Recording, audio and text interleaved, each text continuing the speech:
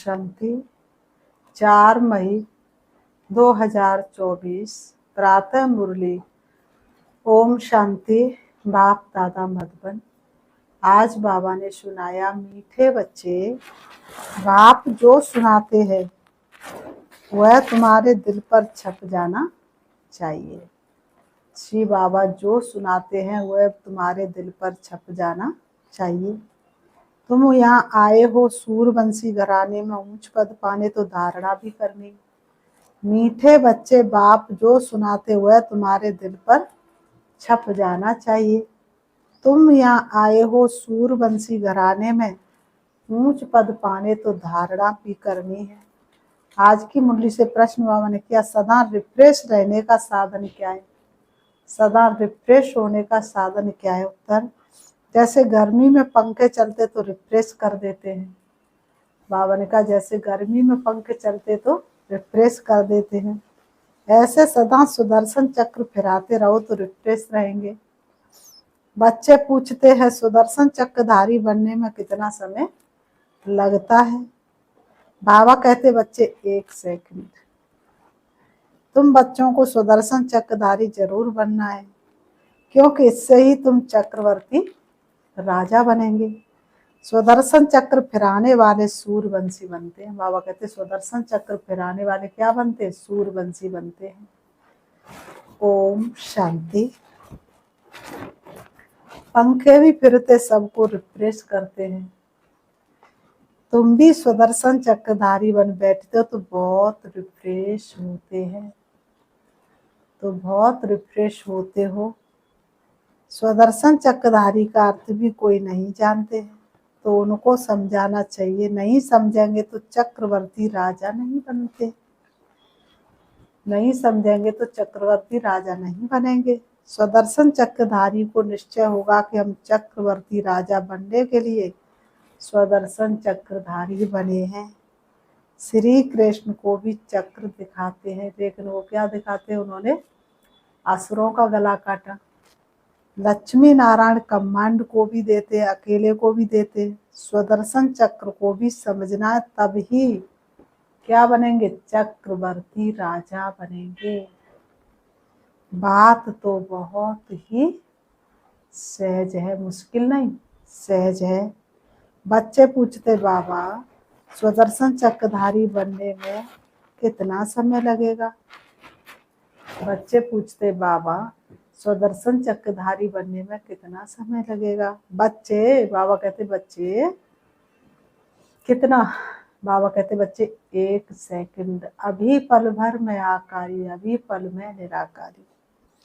फिर तुम बनते हो, क्या बनते हो? विष्णुवंशी।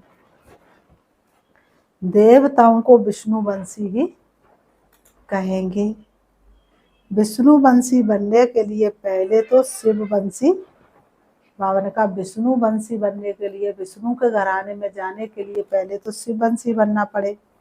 फिर बाबा बैठ सूरवंशी बनाते हैं। जीत लिया दिल बाबा तूने प्यार हमें करके, अपना बनाया बाबा दुलार हमें करके। अक्षर तो बहुत सहज है। हम नए विश्व में सूरवंशी बनते, हम नई दुनिया के मालिक चक्रवर्ती बनते हैं। सुदर्शन चक्रधारी सो विष्णुवंशी बनने में 1 सेकंड लगता है। बनाने वाला है शिव बाबा। शिव बाबा विष्णुवंशी बनाते और कोई बना ना सके। ये तो बच्चे जानते, विष्णुवंशी होते हैं सतयुग में। बाबा ने कहा विष्णुवंशी कहाँ होते हैं? सतयुग में, यहाँ नहीं। बाबा ने कहा कलयुग में नहीं, यहाँ तो क्या बन रहे? ब्राह्मण वंश। बाबा कहते ये है विष्णुवंशी बनने का युग। बाबा कहते हैं तुम यहाँ आते ही हो विष्णुवंशी में आने के लिए, जिसको सूरवंशी कहते हो। ज्ञान सूरवंशी अक्षर बहुत अच्छा है। विष्णु था सतयुग का मालिक, उसमें लक्ष्मी नारायण दोनों है। यहाँ बच्चे आए हैं लक्ष्मी नारायण अथवा विष्णुवंशी बनने के लिए। इसमें खुशी भी बहुत होती है। नई दुनिया, नई विश्व में, गोल्डन एज विश्व में विष्णुवंशी बनना है। इससे ऊंच पद और कोई है नहीं। बाबा ने कहा इससे ऊंच पद कुछ है नहीं। इसमें तो बहुत क्या होनी चाहिए, बहुत बहुत खुशी होनी चाहिए। झूम रहा मेरा मन होके मगन, और वाह मेरे भाग्य मुझे मिले भगवान। भगवान मिल जाए तो और क्या चाहिए। तो इसमें तो बहुत खुशी होनी चाहिए। प्रदर्शनी से तुम समझते हो तुम्हारी एम ऑब्जेक्ट ही ये है। प्रदर्शनी से तुम समझते हो तुम्हारी एम ऑब्जेक्ट ही है। बोलो ये बहुत बड़ी यूनिवर्सिटी है, इसको कहा जाता है रूहानी स्पिरिचुअल यूनिवर्सिटी। एम ऑब्जेक्ट इस चित्र में बच्चों को ये बुद्धि में रखना चाहिए। कैसे लिखे, जो बच्चों को समझाने में 1 सेकंड लगे। ऐसी कौन सी लिखत हो जो बच्चों को समझाने में 1 सेकंड लगे। तुम ही समझा सकते हो। उनमें भी लिखा हुआ है हम विष्णुवंशी देवी देवता थे, तो जरूर अर्थात देवी देवता कुल के थे। स्वर्ग के मालिक थे, बाप समझाते हैं। मीठे मीठे बच्चे, भारत में तुम आज से 5000 वर्ष पहले सूर्यवंशी देवी देवता थे।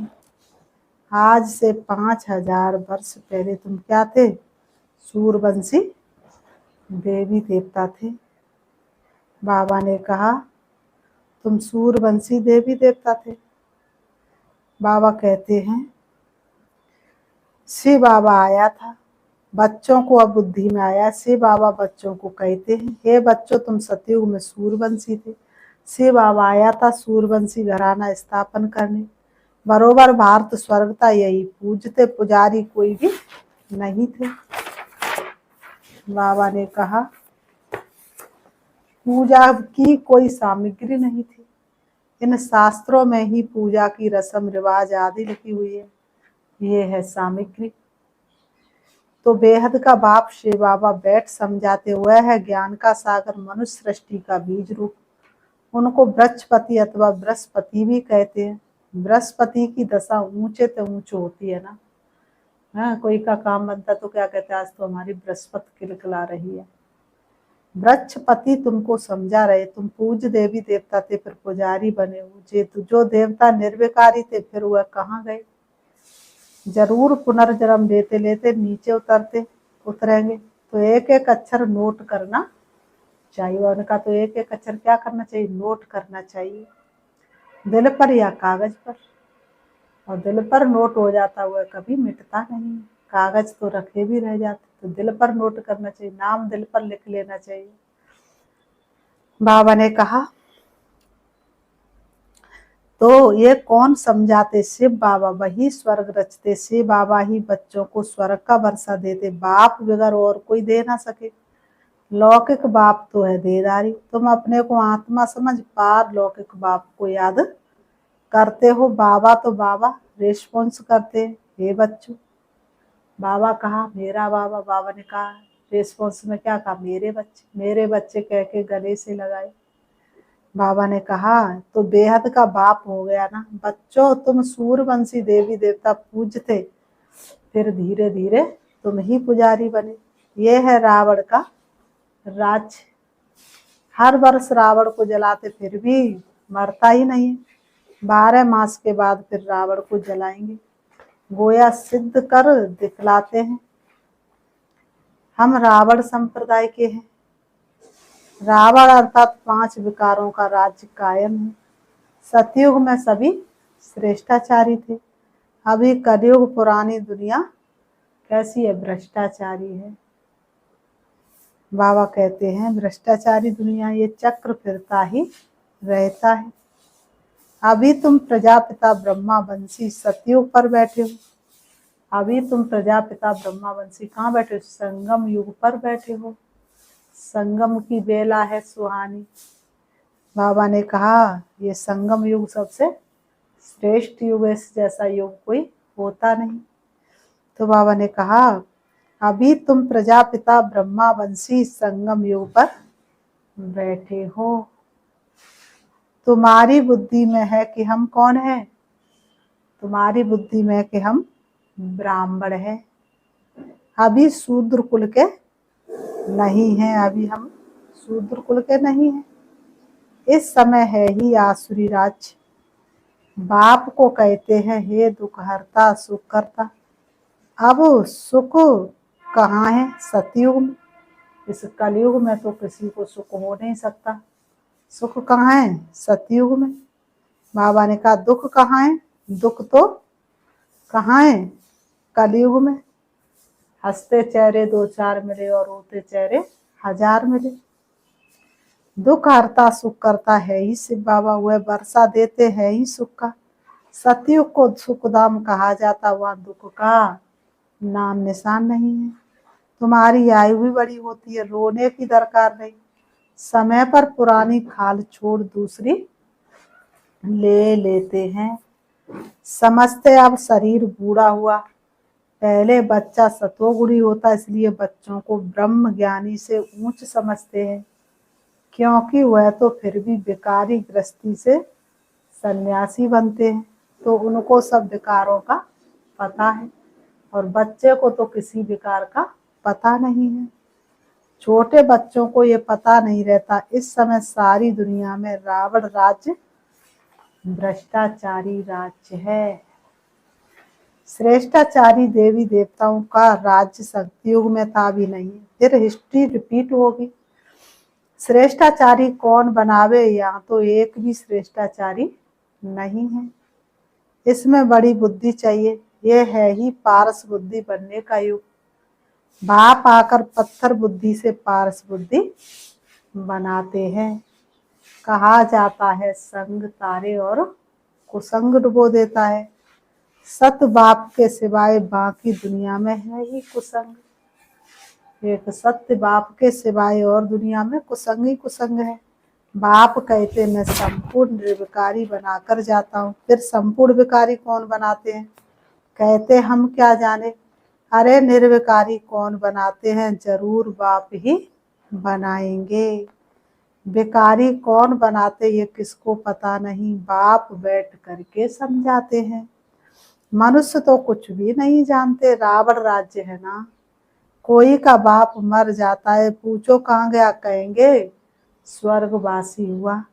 अच्छा तो इसका मतलब नरक में था ना, तो तुम भी नरकवासी ठहरे ना। कितना सहज है समझाने की बात। अपने को आत्मा भी, अपने को कोई भी नरकवासी समझते नहीं है। नरक को वैश्यालय, स्वर्ग को शिवालय कहा जाता है। आज से 5000 वर्ष पहले इन देवी देवताओं का राज था। तुम विश्व के मालिक महाराजा महारानी थे। फिर पुनर्जन्म लेना पड़े। जास्ती तुमने लिया है, इनके लिए ही गायन है। क्या गायन? आत्मा परमात्मा अलग रहे बहुकाल। और सुंदर मेला कर दिया जब सतगुरु मिला दलाल। तुमको याद है, तुम पहले पहले आदि सनातन देवी देवता धर्म वाले ही आए, फिर 84 जन्म ले पतित बने हो। अब फिर पावन बनना है, पुकारते भी है ना, पतित पावन आओ। तो सर्टिफिकेट देते कि एक ही सदगुरु सुप्रीम आकर पावन बनाते हैं। खुद कहते इसमें बैठकर मैं तुमको पावन बनाता हूँ। बाकी 84 लाख योनियां आदि है नहीं। 84 लाख योनियों की गिनती कौन बैठ कर सकता है? 84 जन्म है। इन लक्ष्मी नारायण की प्रजा सतयुग में थी, अब वो नहीं है। कहाँ गई? उनको भी 84 जन्म लेना पड़े।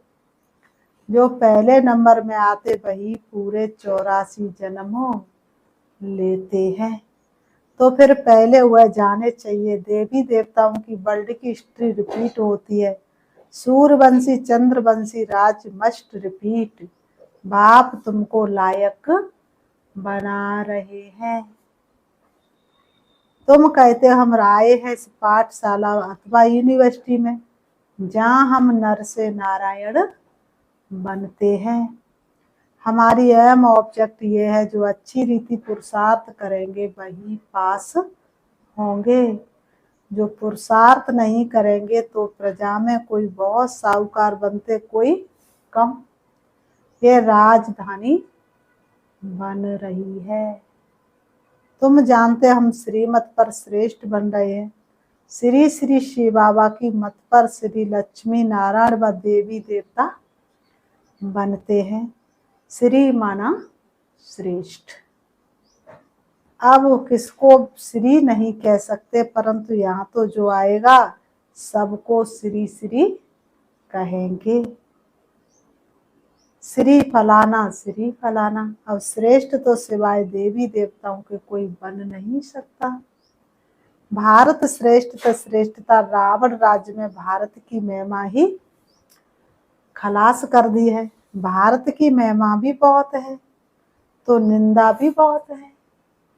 भारत में ही भगवान आते हैं, भारत ही स्वर्ग बनता है और भारत में ही परमात्मा को सर्वव्यापी कहते हैं। भारत में ही पत्थरों की पूजा होती है। भारत बिल्कुल धनवान था, बाबा ने कहा अब बिल्कुल कंगाल बना है। देवताओं के आगे जाकर उन्हों की महिमा गाते, हम निर्गुण हारे में और कोई गुण नहीं। देवताओं को कहते, परंतु वह रहम दिल थोड़े ही थे। रहम दिल तो एक को ही कहा जाता है। बाबा ने कहा रहम दिल तो एक को ही कहा जाता है, जो मनुष्य से देवता बनाते हैं, जो आकर के फिर से मनुष्य से देवता बनाते। इसलिए कहते मनुष्य से देवता किए करतना लागी देर। तो बाबा ने कहा मनुष्य से देवता कौन बनाते हैं? बाबा ही आकर के बनाते हैं।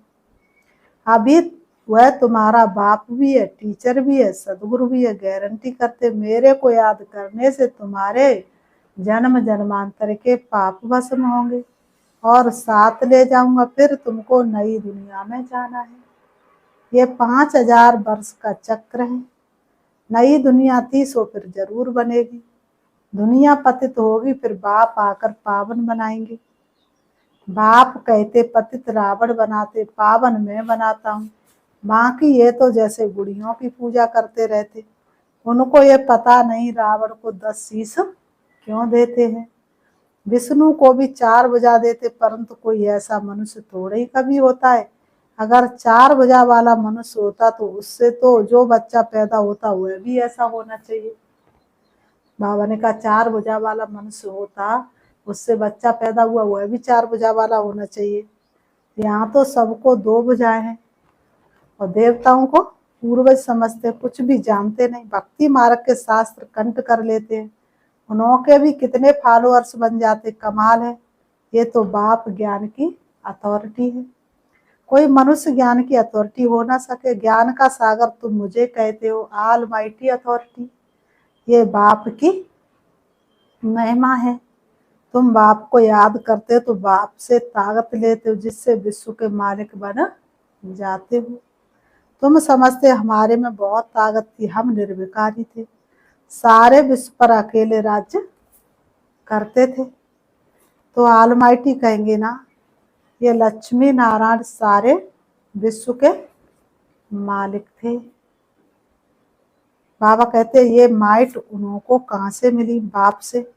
ऊंचे तो ऊंच भगवान है ना, कितना सहज समझाते हैं बाबा तुमको, कितना सहज समझाते। ये 84 के चक्र को समझना तो, ये 84 के चक्र को समझना तो सहज है ना कि कठिन है? सहज है ना। इस 84 के चक्र को समझना तो कितना सहज है, जिससे ही तुमको बादशाही मिलती है। पतित को विश्व की बादशाही मिल ना सके, पतित तो उन्हों के आगे झुकते हैं। समझते हम भक्त हैं, पावन के आगे माथा टेकते हैं। भक्ति मार्ग भी आधा कल्प चलता, कब से शुरू हो जाता है भगवान को ढूंढना? द्वापर युग से।